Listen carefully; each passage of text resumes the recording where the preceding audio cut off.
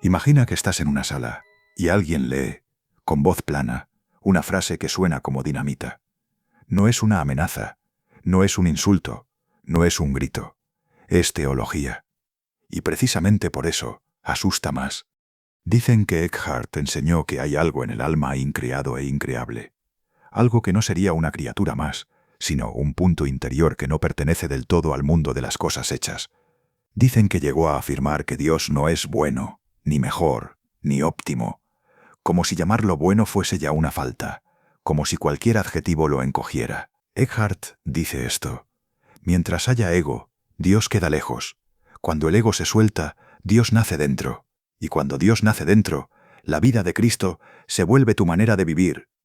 Y en esa misma mesa, con la misma tinta, aparecen otras frases todavía más inquietantes. Se le atribuye haber dicho que la gloria de Dios resplandece en toda obra, incluso en la mala, que quien blasfema a Dios, de algún modo, le da alabanza, que quien pide esto o aquello a Dios, pide mal, como si la oración fuese peligrosa cuando se convierte en lista de deseos, y que los actos exteriores, en sentido estricto, no son lo decisivo, porque lo que hace bueno al hombre no es la obra visible, sino un obrar interior que sucede en lo más profundo. Ahora detente un segundo y escucha el efecto de todo eso en un corazón medieval. Si hay algo increado en ti, ¿qué separa con claridad a la criatura de su creador? Si Dios no es bueno, ¿qué queda de las palabras con las que rezas desde niño? Si el hombre justo es el Hijo de Dios, ¿dónde termina la fe y dónde empieza la arrogancia?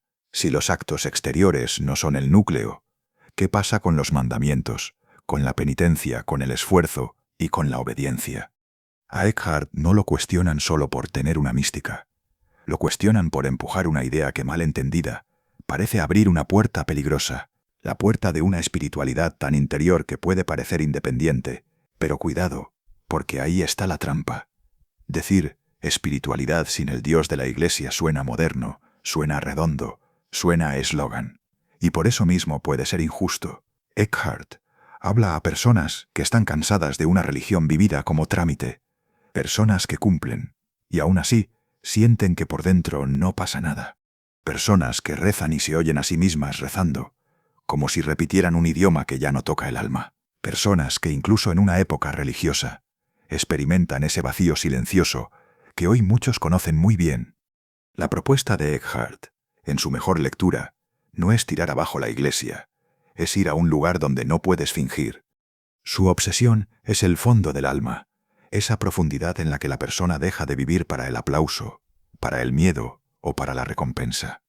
En esas líneas aparece una exigencia que puede resultar liberadora o aterradora según quien la escuche. La exigencia de renunciar a la religiosidad como intercambio. Y entonces entiendes por qué lo miraron con recelo. Porque una fe que deja de funcionar como intercambio cambia el equilibrio del mundo. Ya no obedeces para obtener, ya no rezas para manipular, ya no haces el bien para sentirte superior. Buscas otra cosa. Y esa otra cosa es difícil de controlar cuando se predica a comunidades reales, a mujeres devotas o a laicos con hambre de interioridad. Ahora bien, aquí llega el detalle decisivo que vuelve trágica esta historia. Muchas de esas frases, las que suenan absolutas, nacen para romper una ilusión, no para fundar una doctrina nueva. Nacen como golpes de martillo contra un modo superficial de imaginar a Dios. Si dices Dios no es bueno, no estás invitando a odiarlo. Estás diciendo que Dios no cabe en tu escala moral, como un objeto más. Si dices, hay algo increado en el alma, no estás proclamando que el alma sea Dios sin más. Estás tratando de nombrar una intimidad tan radical con lo divino que el lenguaje normal se queda corto. Si dices, los actos exteriores no son lo propio, no estás autorizando la pereza moral. Estás atacando la idea de que la salvación se compra con gestos sin corazón. Pero cuando un tribunal convierte esa predicación en lista, y cuando separa las frases de su tejido, la intención se vuelve casi invisible, y entonces ocurre lo inevitable. Lo que era una pedagogía espiritual puede parecer una bomba doctrinal. Por eso el juicio no es solo un juicio, es un choque de dos maneras de leer la vida interior, una lectura que busca el sentido de la vida espiritual, y otra lectura que necesita fronteras, porque gobierna multitudes y teme el contagio de lo ambiguo. Ese es el misterio real de Meister Eckhart. No si fue hereje o santo, como etiquetas rápidas. El misterio es qué pasa cuando alguien intenta describir, con palabras humanas, una intimidad con Dios que las palabras no pueden contener, y esas palabras empiezan a caminar solas. Capítulo 1. Aprender a callar para aprender a decir. Imagina que buscas a un hombre en los archivos, y lo que encuentras, durante páginas y páginas, es silencio. No un silencio poético, un silencio burocrático. En la Edad Media, los grandes nombres a veces nacen así, con una ausencia. Y en ese vacío empieza Meister Eckhart. De su infancia sabemos poco, y ese poco no es un simple obstáculo, es el primer dato importante. Porque si su historia estuviera llena de anécdotas y fechas redondas, la estaríamos contando como una leyenda. Pero aquí la bruma manda. Lo sitúan en Turingia, cerca de Goza, hacia el año 1260. Se discute el lugar exacto, como si el mapa se resistiera a clavarlo con un alfiler. Hochheim, Tambach. Lo esencial no es decidir cuál de esos puntos gana la pelea, sino aceptar lo que esa pelea nos dice. Al principio, Eckhart no es un personaje, es una posibilidad, y también está el nombre. Eckhart, sin adornos, sin el Johannes que más tarde muchos le colgarán por costumbre o por necesidad de ordenarlo todo. En los documentos tempranos, cuando aparece así, seco, como una firma que no busca impresionar. Eckhart, eso tiene algo inquietante, porque los nombres largos hacen biografía, los nombres cortos, a veces, hacen destino. ¿Qué hacemos entonces con un joven del que no podemos contar travesuras infantiles, ni un maestro de escuela, ni un trauma decisivo? Lo tratamos con honestidad, separando lo que es dato, lo que es hipótesis razonable y lo que sería puro teatro, y aún así, la tensión humana está ahí, porque incluso sin papeles se puede sentir una fuerza, la de alguien que eligió una vida que recorta el mundo para agrandar el interior. A los 15 años aproximadamente entra en la orden de predicadores, los dominicos. El nombre es casi un programa: predicar, estudiar, vivir con un objetivo que no es privado, aunque la vida sea clausurada. Y aquí aparece el primer contraste que lo acompañará siempre. Para poder hablar al mundo, el novicio primero debe aprender a callar. Erfurt no es todavía la gran arena intelectual, pero tampoco es un rincón. Es un lugar donde la disciplina se respira. La vida del novicio empieza a marcarle el cuerpo, no solo la mente. No necesitas relojes para obedecer un horario cuando el propio convento es un reloj. Campanas, salmos, pasillos, el crujido de madera bajo sandalias y la repetición que desgasta la rebeldía y afina la atención. Allí el latín no es un lujo cultural. Es la llave que abre los textos. Escritura, teología inicial y comentarios. Palabras antiguas que en manos de un joven pueden ser alimento para el alma o peso para el corazón. Y en medio de esa maquinaria de formación hay algo que no se enseña como una lección: el hábito de mirarse por dentro sin sentimentalismo.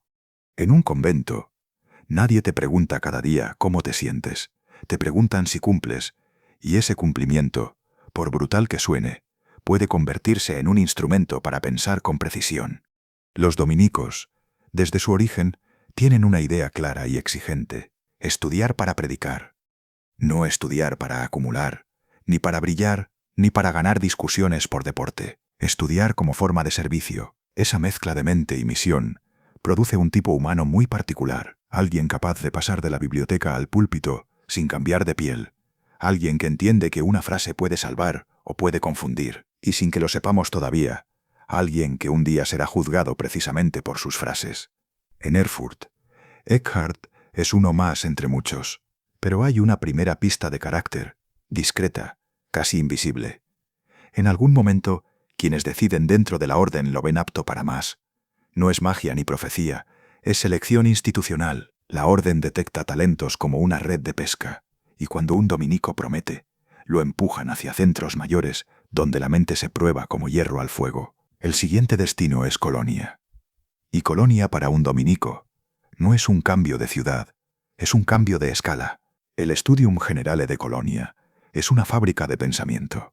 Allí la tradición intelectual dominica se exhibe con orgullo, vinculada a figuras enormes como Alberto Magno, el tipo de maestro que dejó huella en una época en la que dejar huella no era fácil.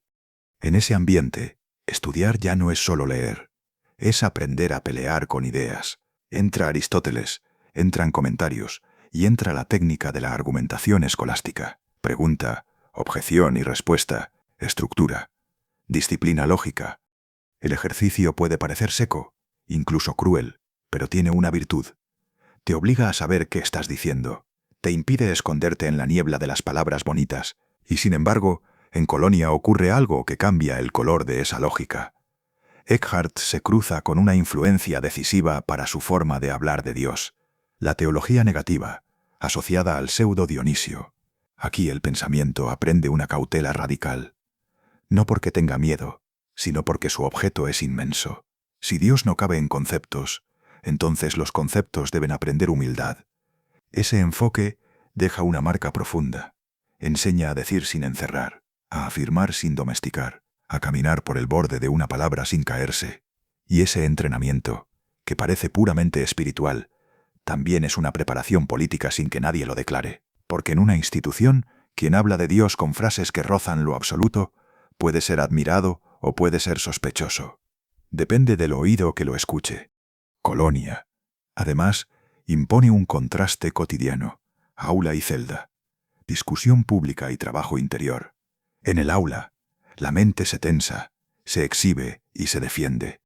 En la celda, la mente se desnuda. La misma persona aprende a sobrevivir en ambos mundos, y ese doble entrenamiento produce algo raro. Un teólogo que no solo sabe argumentar, también sabe callarse en el lugar preciso.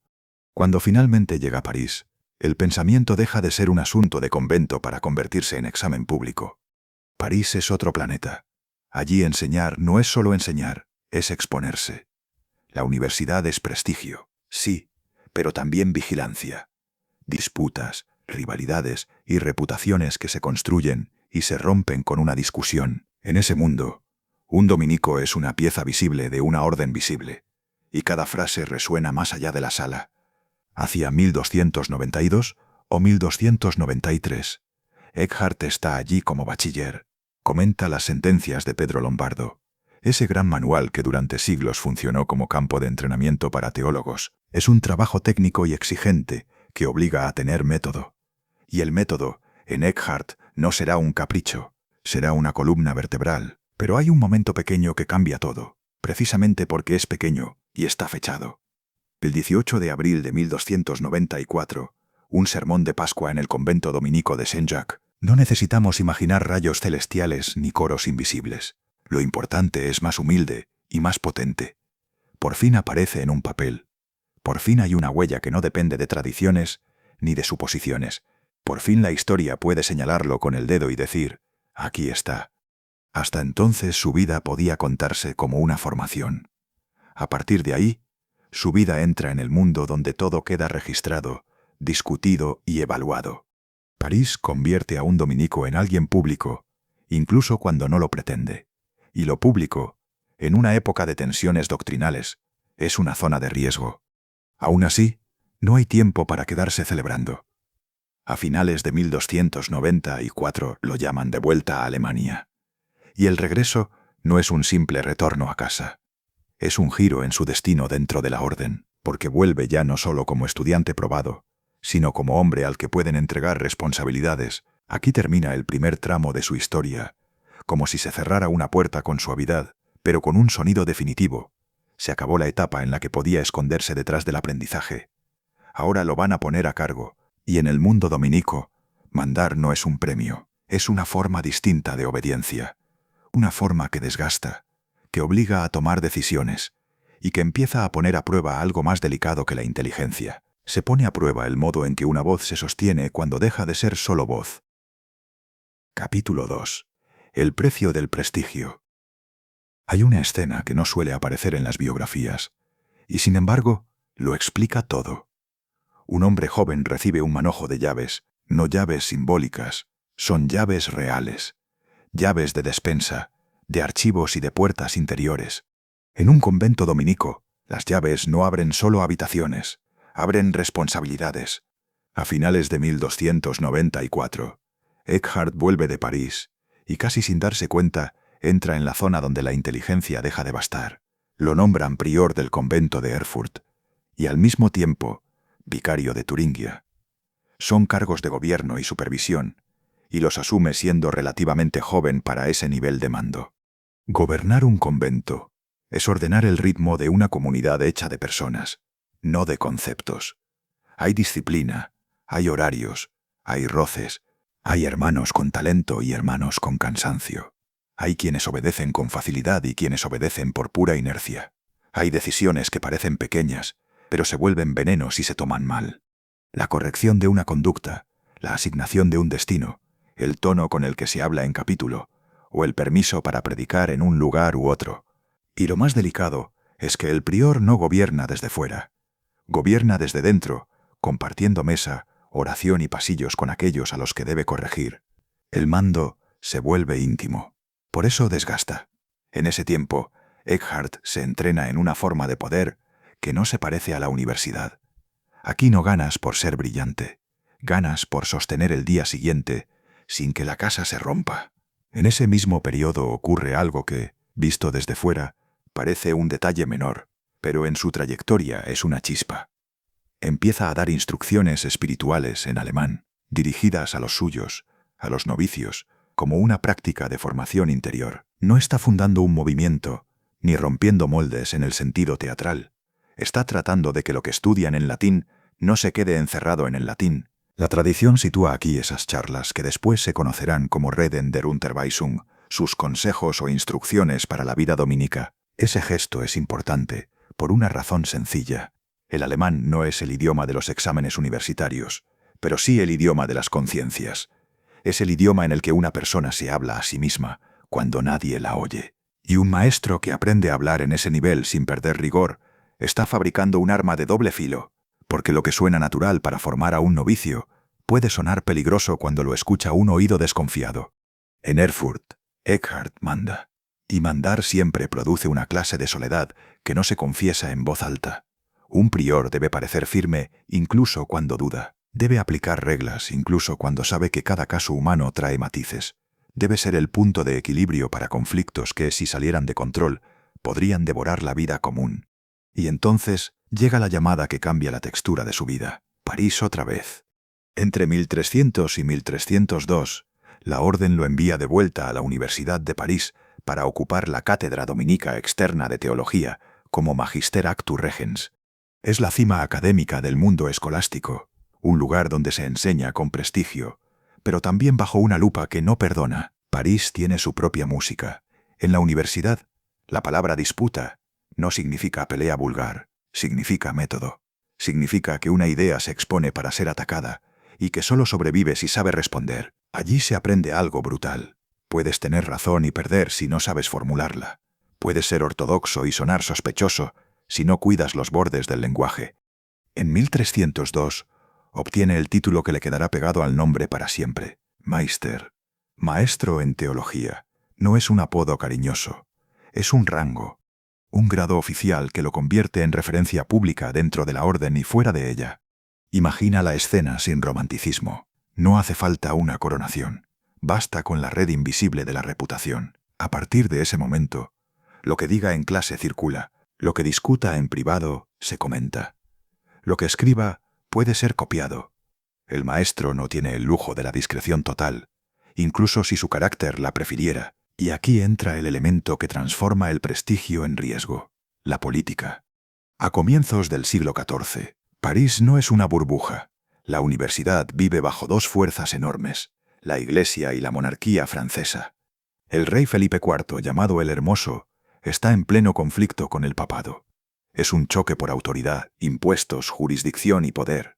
Y en 1303 la crisis alcanza su punto más violento con el episodio de Anagni, cuando agentes vinculados al rey capturan al Papa Bonifacio VIII en su propio palacio. El hecho sacude a toda la cristiandad latina, porque demuestra que incluso el Papa puede ser tocado por manos políticas. En ese clima, los profesores y religiosos en París no son solo intelectuales, son piezas en un tablero. Se conservan documentos de adhesión, listas de apoyos y presiones sobre comunidades académicas. Los historiadores han estudiado esas cartas de adhesión de 1303 como un síntoma claro de cómo la política se metió en el corazón universitario. Y en torno a Eckhart existe una incertidumbre que, precisamente por ser incertidumbre, merece contarse con cuidado. Hay interpretaciones distintas sobre si tuvo que abandonar Francia de forma precipitada por negarse a adherirse a una posición política concreta, o si su salida se debe más bien a decisiones internas de la orden, en un momento en que permanecer era peligroso. Lo que sí es seguro es el dato frío. En 1303 su etapa parisina termina, y Eckhart vuelve al ámbito alemán. Ese cambio se siente como una caída, aunque sea una caída hacia el poder, porque en lugar de quedarse en el centro académico, Eckhart es colocado en el centro administrativo. A finales de 1303 se convierte en provincial de la provincia dominica de Sajonia, una circunscripción amplia que abarca buena parte del norte y el este del espacio germánico y los Países Bajos. Se habla de una supervisión de al menos 47 conventos y monasterios bajo su cuidado. Ya no es el maestro de un aula, es el responsable de un territorio. Gobernar una provincia, en esa época, significa moverse, significa visitar comunidades, escuchar conflictos locales, imponer correcciones y mantener una línea de disciplina que no se deshilache con la distancia. Significa viajar por caminos que no perdonan, llegar a casas donde el clima humano se ha ido enturbiando, revisar cuentas, revisar hábitos y revisar fidelidades. Esta es la década de polvo en los zapatos, la década en que el prestigio se convierte en oficina.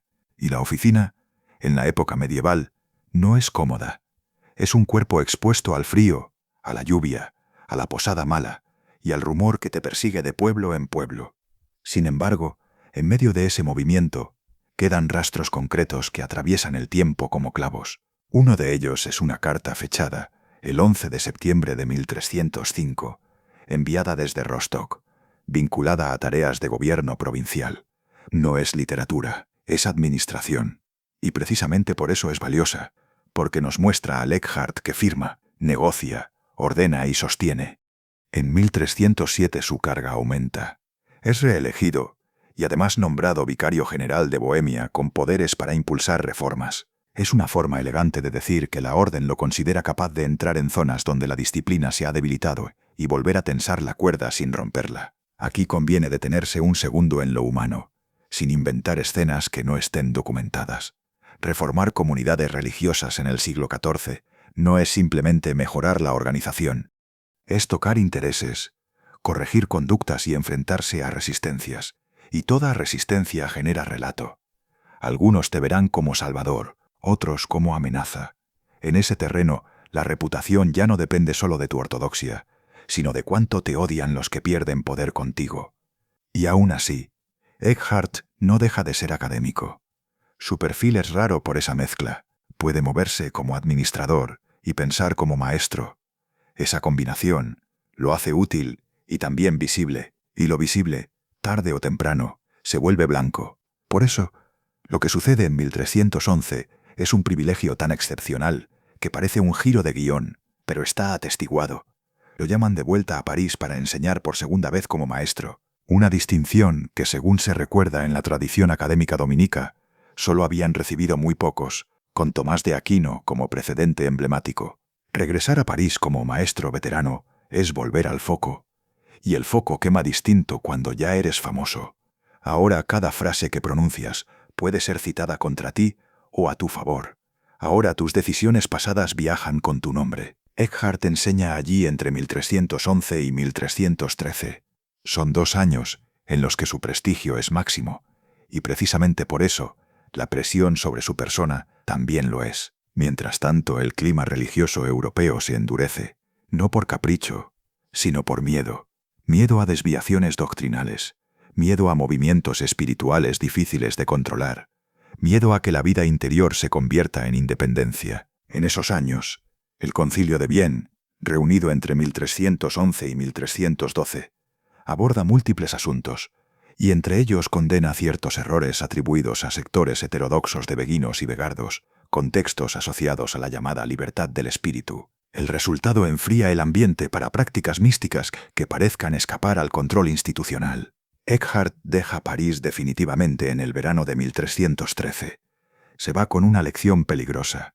La misma palabra puede ser ciencia en un aula y sospecha en una plaza. La diferencia no está solo en lo que se dice, sino en quién escucha y con qué miedo lo escucha. En el aire queda una pregunta.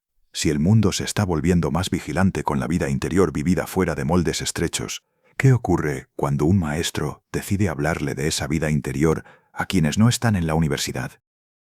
Capítulo 3. Cuando el sermón empieza a caminar solo. Estrasburgo no es una pausa después de París, es un cambio de gravedad. A veces se dice, lo mandan a predicar, como si fuese un destino menor para un gran profesor. En realidad, para un dominico del siglo XIV, predicar es tocar el nervio vivo de una ciudad, y Estrasburgo, asentada en el corredor del Rin, es un nervio especialmente sensible, es un centro urbano con historia propia, con orgullo cívico, con un pulso comercial fuerte y una identidad que no se deja gobernar desde un despacho lejano. Cuando Eckhart llega allí, el aire religioso está cargado. El Concilio de Vienne ha señalado con dureza ciertas corrientes heterodoxas vinculadas a beguinos y begardos, no porque toda devoción laica sea sospechosa, sino porque el mundo institucional ha empezado a temer lo que no controla del todo. En ese clima, colocar a un maestro célebre frente a comunidades femeninas devotas no es un gesto inocente, es una apuesta. Las cronologías más prudentes lo sitúan en Estrasburgo, desde 1313, y lo muestran activo como predicador y cuidador espiritual de conventos dominicos entre 1314 y 1322, con su residencia principal allí, antes del traslado a Colonia. Lo importante no es el día exacto en que cruza una puerta, sino lo que cruza con él.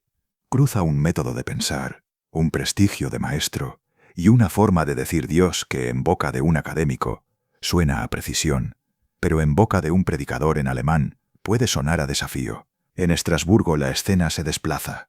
La universidad queda lejos. Aquí el aula puede ser una sala conventual y el examen puede ser una conciencia en vigilia. Aquí el latín sigue existiendo, claro, pero el alemán toma el centro como herramienta. Y hablar en alemán no es traducir palabras, es traducir el tono, el ritmo y la intención. Para entender por qué esto es tan delicado, hay que entrar en el mundo al que Eckhart es enviado. Monjas dominicas, sí, mujeres de clausura que viven un ritmo de coro, lectura y disciplina. Pero también está el otro territorio, el más ambiguo y por eso más frágil, el de las beguinas.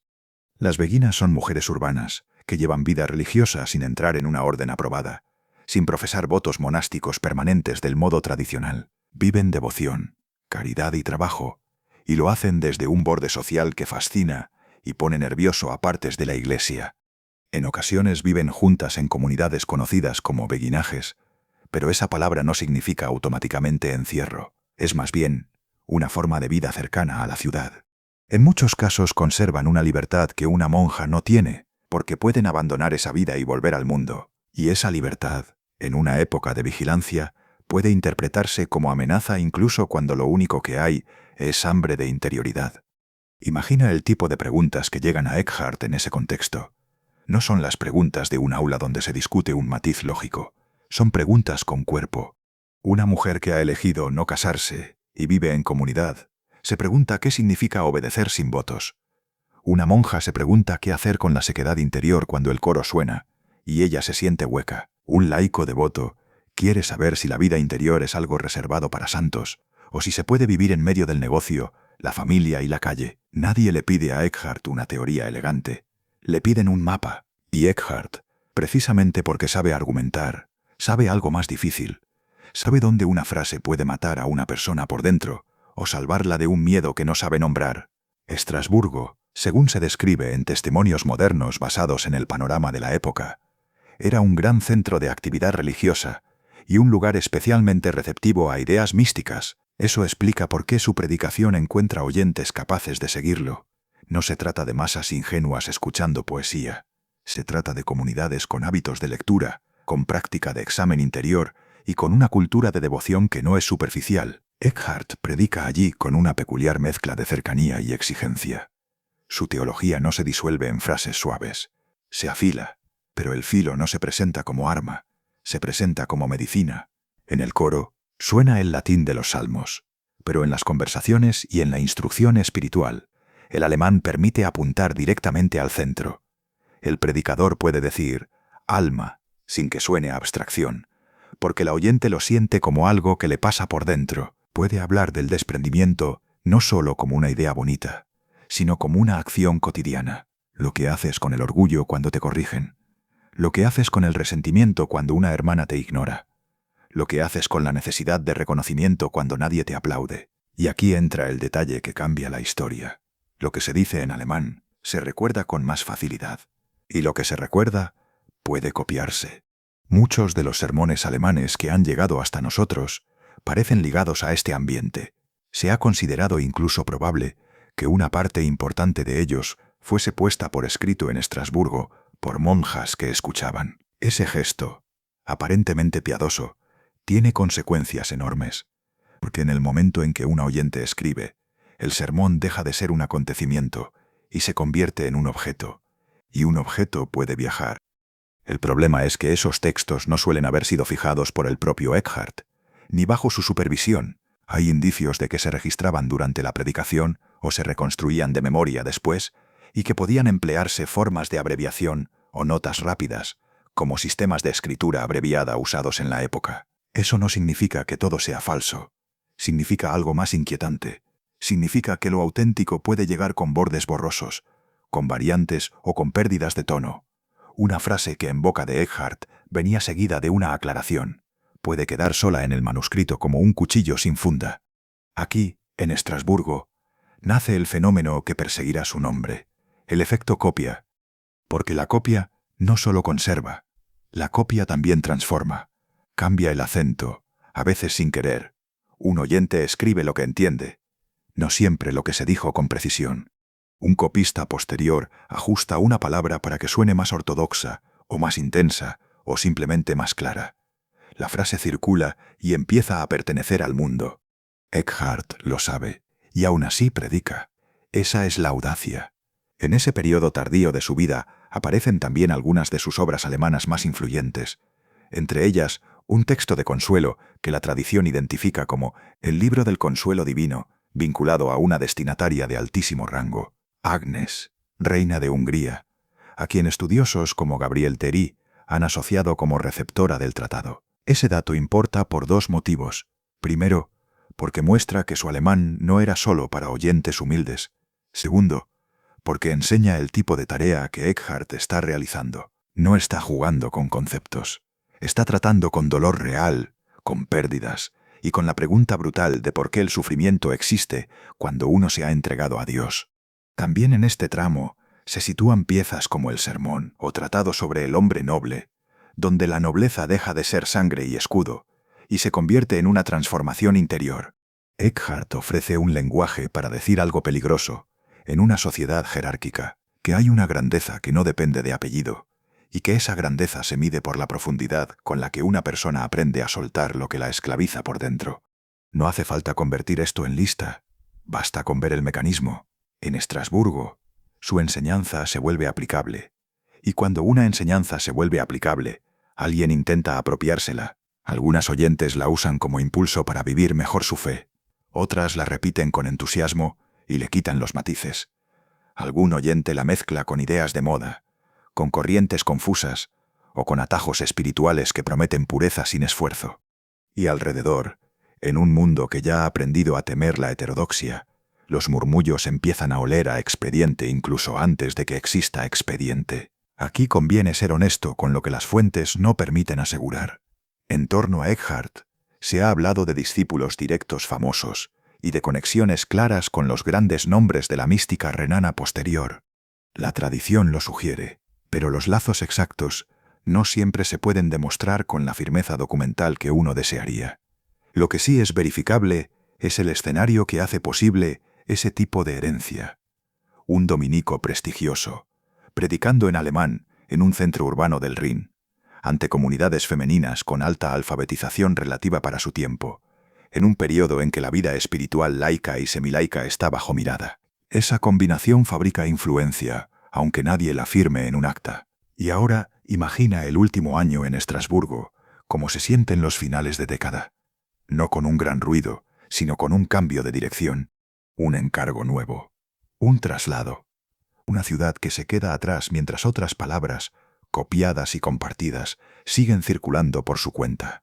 Hacia 1323 se produce el movimiento hacia Colonia, probablemente para vincularse al prestigioso studium de la ciudad. Es un destino lógico para un maestro, pero hay algo en ese regreso al gran centro dominico que pesa distinto. Colonia es una ciudad con memoria teológica larga, y allí las frases no solo se escuchan, se archivan. Y cuando una frase entra en un archivo, deja de ser solo palabra y se convierte en prueba. Capítulo 4. El maestro acusado. Colonia es el tipo de lugar donde las piedras parecen haber aprendido latín, donde una frase bien construida puede abrirte puertas, pero también cerrártelas con el mismo sonido seco con que se cierran las tapas de un códice. Eckhart vuelve aquí ya mayor. Vuelve a un centro dominico de peso. Vuelve a un lugar que conserva memoria larga de maestros y disputas, nombres grandes que la orden pronuncia con una mezcla rara de orgullo y disciplina. Y esa memoria tiene un detalle incómodo. En Colonia no basta con predicar bien. En Colonia, predicar bien significa que habrá oídos que tomen notas y manos que las archiven. No hace falta que imaginemos una conspiración para entender el clima. Basta con entender el mecanismo. Eckhart es un maestro en teología, un dominico formado para pensar con precisión y además un hombre que se ha permitido algo peligroso, decir en alemán cosas que en latín estarían rodeadas de barandillas. El latín tiene defensas naturales. Suena técnico, suena controlado, suena para iniciados. El alemán, en cambio, entra directo. Y cuando entra directo, también puede salir directo y fuera de contexto. En Colonia conviven dos Eckhart al mismo tiempo. Está el que escribe y discute para teólogos, con matices, distinciones, y ese arte escolástico de decir sí, pero sin perder la dignidad. Y está el que predica, el que busca tocar una vida interior real, y entonces usa imágenes más audaces, frases más cortas y paradojas que quedan resonando, precisamente porque no se explican solas. Esa convivencia es su fuerza y su grieta, y es ahí, en esa grieta, donde entra el rumor. El rumor llega lento al principio, llega como conversación de pasillo, como advertencia disfrazada de preocupación. ¿Has oído lo que dijo el maestro? ¿Te fijaste en cómo lo dijo? ¿No te parece que suena arriesgado? Nadie quiere ser el primero en acusar a un hombre respetado, pero muchos quieren ser los primeros en no quedar asociados a un posible problema. Lo que sabemos, con nombres y fechas, es que hacia 1325 aparecen dos frailes dominicos que empujan el caso hacia adelante. Son Hermann de Sumo y Guillermo de Nideyen, y el modo en que operan es el modo más eficaz que existe contra un predicador. No discuten el tono, no discuten el propósito, discuten frases. La escena, si la miras de cerca, es casi doméstica. Empieza con papeles, con una selección de pasajes sospechosos, extraídos del libro del Consuelo Divino. Eso es clave, porque no se trata solo de cosas que se dicen al vuelo. Aquí el material se presenta como texto, como algo que se puede enseñar con el dedo. Ahora viene uno de esos giros que cambian por completo la temperatura del relato. Antes del gran proceso diocesano, hay una investigación dentro del mundo dominico que, en esencia, intenta evitar que el asunto explote. El Papa había dado a Nicolás de Estrasburgo una autoridad temporal sobre ciertos asuntos de los dominicos en Alemania, y Nicolás se mueve, toma esos pasajes, se los presenta a Eckhart, y Eckhart responde con un texto que para nosotros tiene algo de fantasma, el tratado Requisitus del que se habla, pero que hoy se considera perdido. Según la reconstrucción moderna, esa respuesta convence a sus superiores inmediatos de su ortodoxia. Esto importa mucho, porque muestra que el caso no nace como Eckhart está fuera. Nace como Eckhart suena peligroso. Veamos qué está diciendo. Hasta aquí, podríamos pensar que el incendio se apaga. Pero Colonia es Colonia, y el poder no siempre coincide con el criterio. En 1326 el arzobispo de Colonia, Enrique II de Birneburg, ordena un proceso inquisitorial diocesano. Y aquí cambia todo, porque cambia la escala y cambia el tono. Ya no es una discusión de familia dentro de la orden. Ya no es un aclarémoslo entre nosotros. Es una maquinaria legal que trabaja con otro tipo de lógica, la lógica de la sospecha formal y la necesidad de un resultado que pueda escribirse como sentencia. A partir de ese momento, el relato se vuelve mecánico de una manera inquietante. Se compila una lista.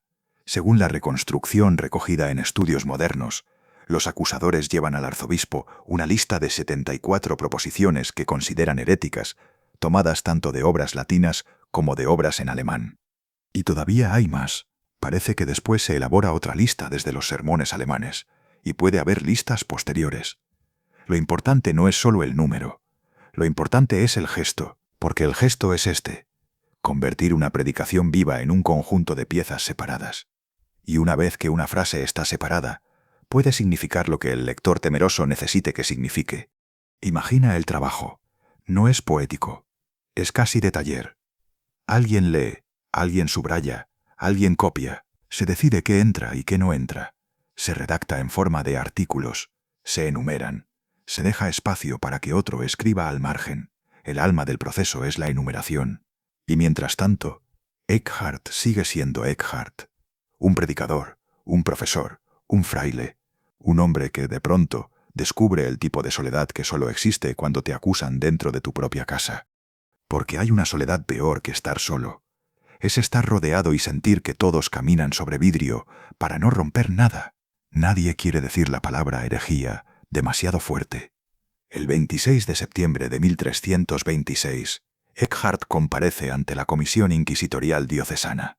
Y aquí el capítulo se vuelve escena, no porque sepamos cada gesto de cada persona, sino porque sabemos el núcleo. Hay un hombre frente a una mesa, y hay una lista frente a ese hombre, y esa lista de pronto tiene más autoridad en la sala que su trayectoria entera. En un juicio por herejía, la cuestión no es solamente si una frase suena mal, la cuestión es si el acusado sostiene obstinadamente un error contra la fe. Y ahí Eckhart hace algo que muestra su oficio intelectual y su instinto de supervivencia. En su defensa, apela a una distinción, que en su época era explosiva. La distinción entre intelecto y voluntad. Si el intelecto se equivoca, puede estar errado. Si la voluntad se aferra al error contra la verdad de la fe, entonces el asunto se vuelve herético en sentido estricto. Dicho de otra manera, no basta con que una frase sea mala si el corazón del hablante no está plantado en la obstinación. Eckhart intenta mover la discusión del terreno del sonido al terreno de la intención. Y eso, dentro de un proceso que quiere artículos cerrados, es como intentar meter humo en una caja. No es una jugada cínica. Es una jugada teológica y jurídica al mismo tiempo. Eckhart no niega que ciertas formulaciones puedan ser interpretadas mal. Lo que insiste es que deben leerse con contexto y con el tipo de precisión que la escolástica exige. Y además, sostiene algo que suena humilde, y al mismo tiempo es una bomba de control del relato. Declara su disposición a retractarse si se demuestra un error real contra la fe. Ese sí es su escudo, porque retractarse, si hay error, es sumisión. Pero también es una forma de decir: no acepto que ustedes definan el error sin entender lo que digo. Y no olvidemos el detalle humano. Eckhart ya no es el joven que subió por primera vez a una cátedra. Es un hombre que ha administrado conventos, que ha viajado, que ha sostenido responsabilidades y que ha tratado con comunidades enteras. Sabe lo que significa una decisión tomada en un despacho y aplicada en la vida real. Por eso el choque es tan brutal. Está discutiendo por su nombre y por el modo en que su obra será recordada. En algún punto de esos meses, su defensa adopta otra forma. El documento vindicatorio, el gesto de señalar capítulo y verso, de mostrar dónde ha sido mal interpretado y de insistir en que sus frases no son eslóganes, son parte de un tejido. Pero el tejido, cuando ya fue cortado en tiras, cuesta mucho recomponerlo delante de un tribunal. La tensión crece porque el proceso ya no depende del convento, ni de la simpatía de los suyos, ni de la admiración de quienes lo escucharon en años anteriores. Depende de cómo suene un conjunto de proposiciones, cuando se leen como si fueran tesis cerradas. Y entonces llega uno de los momentos más extraños y más reveladores de toda esta historia. El 13 de febrero de 1327, antes de que los inquisidores del arzobispo pronuncien sentencia, Eckhart predica en la iglesia dominica de Colonia, termina el sermón y hace leer un documento público ante notario. Según el testimonio transmitido por una reconstrucción clásica del caso, pide a Fray Conrado de Halberstadt que lea en voz alta ese texto. Tras cada artículo leído, Eckhart lo explica en alemán, para que el público lo entienda, y declara su aversión a toda herejía, retirando cualquier error que pudiera encontrarse contra la fe o las costumbres en lo que haya escrito o dicho. La escena es impresionante por un detalle que suele pasar desapercibido. No es una defensa solo para teólogos, es una defensa para testigos. Eckhart parece entender que en un caso así, la sentencia legal es una cosa y la memoria social es otra. El expediente va a viajar, sí, pero también va a circular el rumor de qué pasó y qué dijo y cómo se comportó. Así que Eckhart intenta fijar su postura delante de gente, delante de oídos y delante de un registro notarial. Intenta dejar amarrado su último gesto en Colonia con una cuerda visible. La historia añade un detalle que endurece todavía más el ambiente. En esos meses, Eckhart cuenta con el apoyo de autoridades dominicas locales, y el conflicto deja de ser solo Eckhart contra el tribunal. Se parece más a un choque de jurisdicciones, de competencias, y de quién tiene derecho a leer a quién y con qué método. Y cuando el veredicto parece inclinarse en su contra, Eckhart hace lo que un hombre formado en la estructura de la Iglesia puede hacer cuando siente que una instancia local lo está leyendo mal. Apela. Apela al Papa Juan XXII. Y con esa apelación, cambia de tablero. Ya no es una pelea de ciudad. Ya no es un asunto que Colonia pueda cerrar con un sello. El caso se proyecta hacia Aviñón, hacia una curia que funciona como otro tipo de máquina, más lenta y más abstracta, donde la voz del acusado pesa menos que el modo en que sus proposiciones encajan en categorías.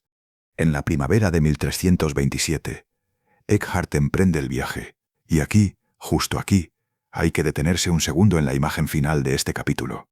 Un hombre sale de Colonia con su nombre todavía en disputa. Detrás quedan las paredes donde predicó, los hermanos que lo defendieron y los que lo señalaron, y las frases que alguna vez sonaron como consuelo, y ahora suenan como prueba. Delante está Aviñón. Allí, por primera vez, Eckhart va a ser leído como texto antes que como persona. Y eso, para un predicador, es la forma más fría de la soledad. Capítulo 5. La condena y la resurrección de una voz. Aviñón no se parece a Colonia. En Colonia todavía existía el cuerpo. El hombre de pie, el fraile con edad, la mirada que responde a una frase mal leída con una frase mejor dicha. En Aviñón, en cambio, lo primero que se impone es el lugar donde vive el poder cuando quiere parecer eterno. Un palacio papal, una corte con ritmos propios, una curia que respira a través de papel, sellos y comisiones. Y un papa, Juan XXII, instalado en esa maquinaria que hoy llamamos Papado de Aviñón, con una administración que centraliza, registra y decide con métodos cada vez más jurídicos. Eckhart llega en la primavera de 1327 para apelar directamente. Viene de un proceso donde todavía podía hablar como predicador y como maestro, donde la defensa tenía una escena pública.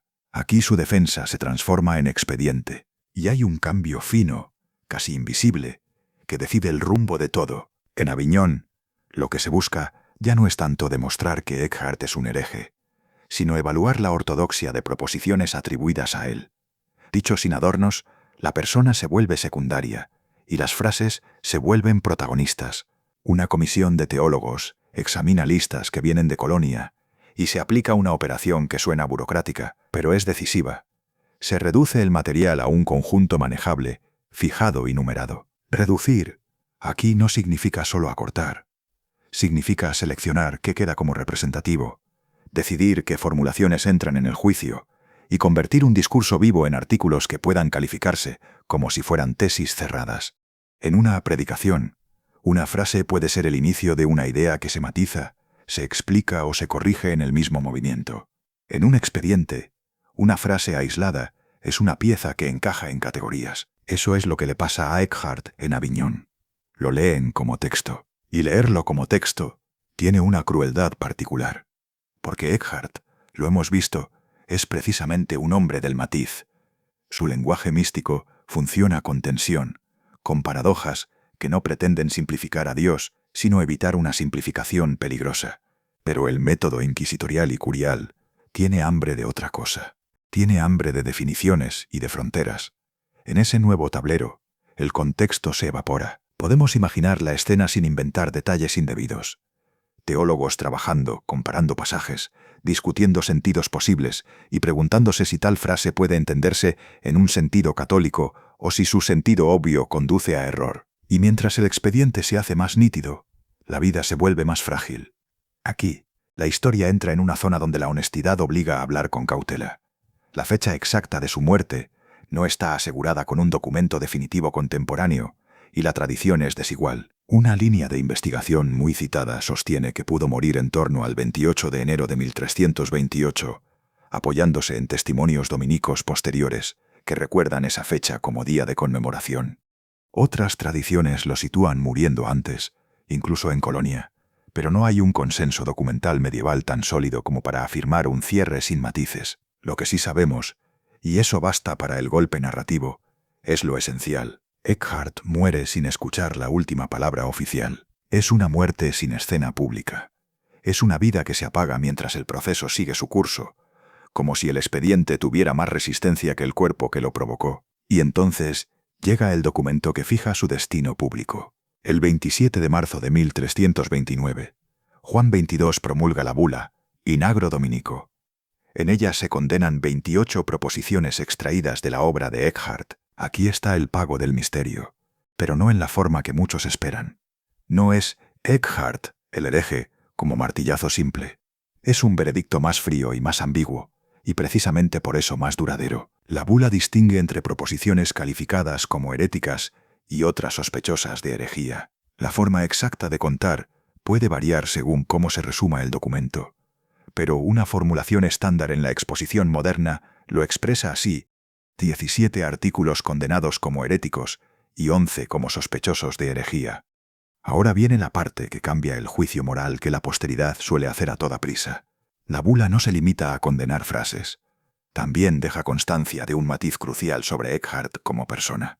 Se reconoce que se sometió a la corrección de la sede apostólica y que retractó, antes de morir, cualquier cosa que hubiera enseñado erróneamente. En otras palabras, el documento no lo proclama como hereje, con el tipo de etiqueta que convierte a alguien en bandera del enemigo. Ese matiz es importante por dos razones, y ninguna es abstracta. La primera es humana. Significa que incluso en el cierre duro del caso, hay un esfuerzo por separar la doctrina de la obstinación personal. No se le permite ganar, pero tampoco se le concede el papel de monstruo conveniente. La segunda razón es histórica. Ese matiz abre una grieta por la que su voz puede sobrevivir, porque si todo quedara sellado como Eckhart, el hereje, la transmisión sería más difícil. En cambio, lo que queda es una sombra, y las sombras, en la historia intelectual, suelen ser fértiles. Tras 1329, la consecuencia inmediata no es una hoguera de manuscritos que borra todo rastro. Es algo más eficaz y más silencioso. Su nombre se vuelve incómodo. Se vuelve un apellido que conviene no pronunciar demasiado alto. Se vuelve un autor que se lee con precaución. Un maestro del que se pueden tomar ideas sin citarlo, o citarlo con cuidado, o citarlo a través de otros. Y aquí comienza la posvida. En los siglos XIV y XV, el clima místico del Rin no desaparece. Cambia su modo de caminar. Quienes continúan una espiritualidad afín lo hacen con una prudencia que se aprende a golpes. Las ideas se transmiten más por resonancia que por proclamación abierta. La interioridad se conserva, pero se le ponen barandillas. En este terreno aparecen figuras como Juan Taulero y Enrique Susón, asociados por la tradición a la estela dominica renana. Y en el caso de Susón se subraya incluso un gesto explícito de defensa de la memoria de Eckhart tras la condena. No es necesario convertir esto en un desfile de nombres. Basta con entender la dinámica. Después de una condena, los discípulos no suelen repetir al maestro palabra por palabra. Hacen otra cosa. Filtran, ajustan, protegen. A veces incluso suavizan. No por cobardía, sino por supervivencia de la experiencia que consideran verdadera. El resultado es paradójico.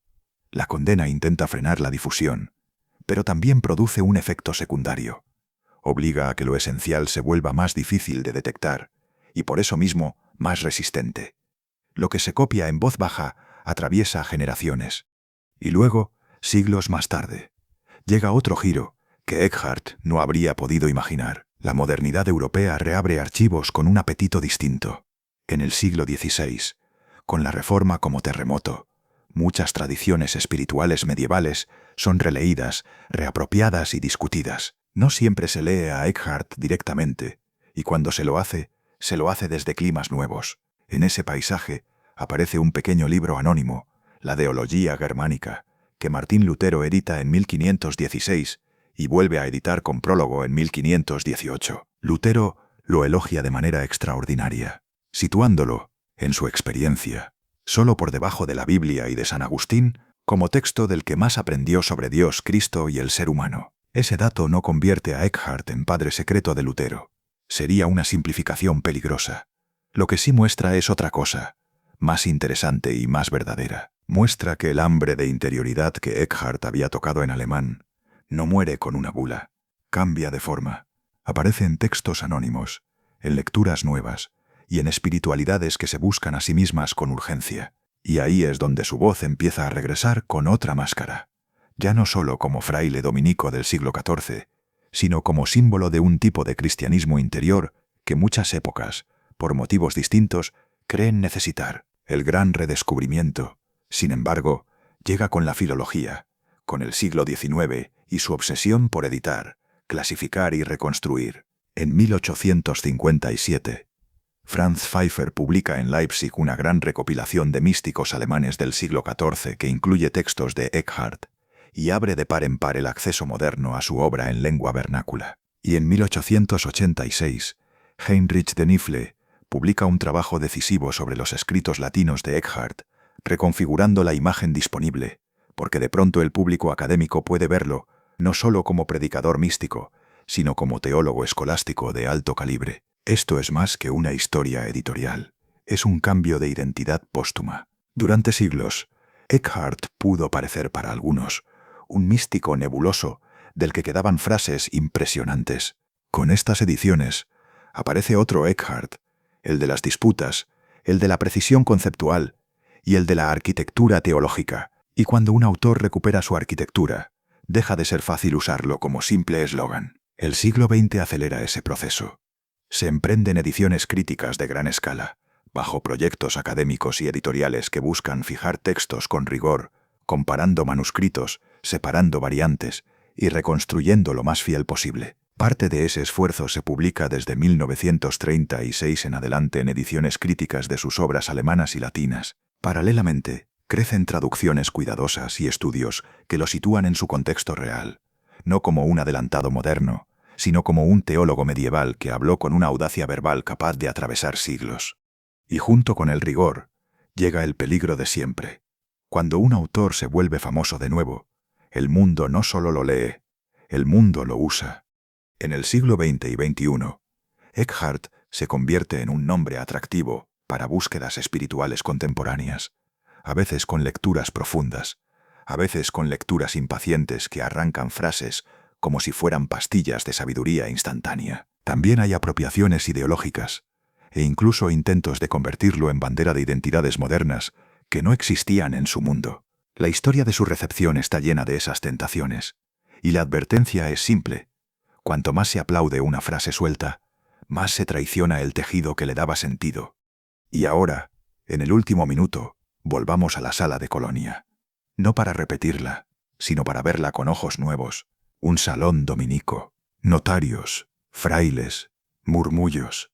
Alguien lee frases suyas como si fueran pruebas. Y él, ya mayor, escucha. Lo que se está juzgando ahí no es solo una doctrina. Se está juzgando un fenómeno que la Iglesia medieval conoce bien y teme con razón. El fenómeno de la palabra que circula sin su autor. La frase que sale del púlpito entra en una mano que copia, cambia de boca, cambia de intención, y un día regresa como acusación. Eckhart pidió hablar porque entendía el núcleo del drama. Cuando una frase camina sola, puede salvar a alguien, o puede condenar a quien la dijo, y por eso su historia no termina en 1329. Termina, y vuelve a empezar, cada vez que alguien lee una de sus frases sin preguntarse lo más importante: ¿qué quiso hacer con ella un hombre real, en un mundo real, antes de que el papel la volviera eterna?